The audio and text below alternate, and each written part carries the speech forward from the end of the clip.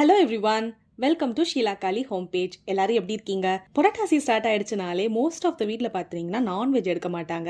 என் husband வீட்டு சைட்லையும் non veg அந்த மாதிரி எடுக்க மாட்டாங்க.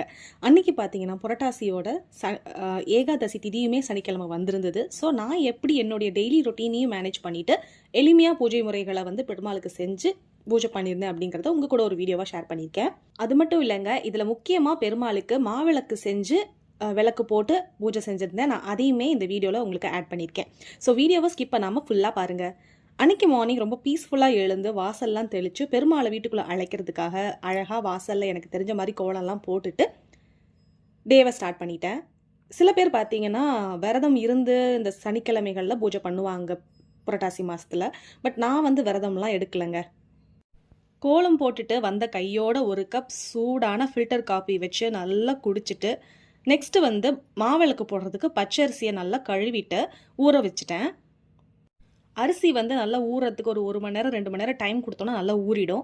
அதுக்குள்ளே மற்ற வேலைகளெல்லாம் செய்யலாம் அப்படின்னு ஸ்டார்ட் பண்ணிட்டேன். காலையில் பிரேக்ஃபாஸ்ட் சிம்பிளாக இடியாப்ப சேவை தான் செஞ்சுருந்தேன். சேவை செய்கிறது ரொம்ப ஈஸி. பேனில் ஆயில் சேர்த்துட்டு கடுகு, கடலைப்பருப்பு, பச்சை மிளகா, வரமிளகா, வெங்காயம் கட் பண்ணி சேர்த்துட்டு கருவேப்பிலை, மஞ்சள் தூள், உப்பு, பெருங்காயம் இதெல்லாம் சேர்த்துட்டு இடியாப்பத்தை நல்லா பிச்சு போட்டு அதையுமே நல்லா வதக்கிட்டு லெமனை ஸ்க்வீஸ் பண்ணி சேர்த்துட்டு கொஞ்சமாக கொத்தமல்லி தழை, லாஸ்ட்டாக தேங்காய் எண்ணெய் சேர்த்து இறக்குனா சூப்பராக இருக்கும். இதுக்கு சைட் டிஷ்லாம் தேவைப்படாது. அண்ட் சைட்லேயே பார்த்துட்டிங்கன்னா பொங்கலுக்குமே சக்கரை பொங்கல் செஞ்சிடலாம் மார்னிங் நெய்வேத்தியத்துக்குன்னு சொல்லி அதுதான் வச்சுட்டு இருந்தேன். அரிசி பருப்பு இதெல்லாத்தையும் குக்கரில் போட்டு வேக வச்சுட்டேன். டிஃபன் எல்லாம் செஞ்சு எல்லா வேலையும் ஏற கட்டி வச்சுட்டு நானும் ஹஸ்பண்டும் மார்னிங் சரி ஃபஸ்ட்டு போய் பெருமாளை போய் தரிசனம் பண்ணிட்டு வந்துடலாம் அப்படின்ட்டு பெருமாள் கோயிலுக்கு கிளம்பி போயிட்டோம்.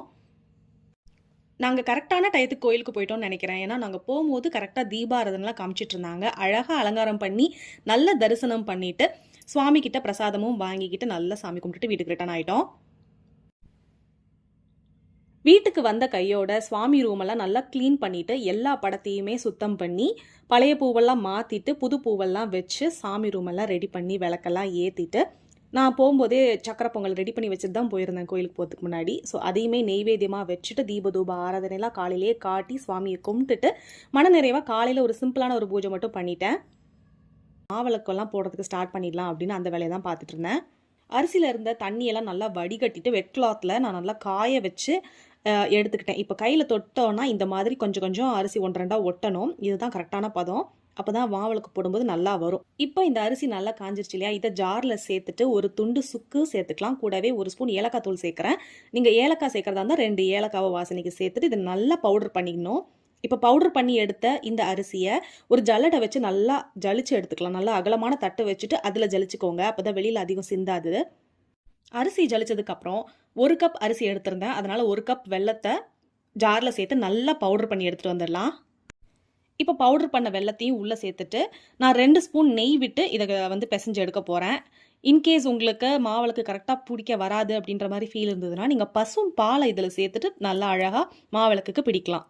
கொஞ்சம் டைம் கொடுத்து இதை நல்லா பிசைஞ்சிட்டே வந்தீங்கன்னா அழகாக உங்களுக்கு மாவிளக்கு பிடிக்கிறதுக்கு திரண்டு வந்துடும். நான் எப்போவுமே 2 விளக்கு தான் போடுவேன். ஸோ நான் 2 போர்ஷனாக பிரித்து எடுத்துக்கிறேன். இப்போ ஒரு குழி போட்டு இதை ஒரு தட்டில் மஞ்சள் குங்குமம் எல்லாம் வச்சதுக்கப்புறம் நம்ம பிடிச்ச மாவிளக்கையும் அதில் வச்சுட்டு அதுக்கு சுற்றி பூவெல்லாம் வச்சு மாவிளக்குலையுமே மஞ்சள் குங்குமம் வச்சுட்டு அதில் நெய் பஞ்சுத்திரி போட்டு விளக்கேற்றிக்கலாம். விளக்கேற்றி அகெயின் மறுபடியும் தீபதூப ஆராதனைலாம் பண்ணிவிட்டு நல்லா நிறைவாக சுவாமி கும்பிட்டேன். இதில் முக்கியமான விஷயம் என்னென்னா, நம்ம மாவிளக்கு போட்டு எந்த ஒரு ப்ரேயர்ஸ் பண்ணாலும் எந்த ஒரு கோரிக்கைகளை வச்சு வேண்டுனாலும் அது நிறைவேறும்னு சொல்லுவாங்க. ஸோ மாவிளக்கு போடுறது நிறைய பேர் இத்தனை எண்ணிக்கையில் போடணும் அப்படின்ற மாதிரிலாம் ஃபாலோ பண்ணுவாங்க. பட் நான் எப்போவுமே 2 விளக்கு தான் போடுவேன். ஸோ அதனால் அந்த 2 விளக்கை நான் ஆஸ் யூஷுவல் போல போட்டுட்டேன். இன்கேஸ் உங்கள் ஃபேமிலியில் என்ன ரெகுலேஷன் படி நீங்கள் ஃபாலோ பண்ணிட்டு இருக்கீங்களோ அதை நீங்கள் தாராளமாக ஃபாலோ பண்ணிக்கலாம். இந்த மாவிளக்கு போடும்போது நிச்சயமாக நம்ம நியாயமான கோரிக்கை எது வச்சாலும் அது கட்டாயம் நிறைவேறும் அப்படின்னு தான் சொல்லுவாங்க. இது எப்படின்னா மாவிளக்கு போட்டு பெருமாளை அழைக்கிற மாதிரி ஒரு சாஸ்திரம்.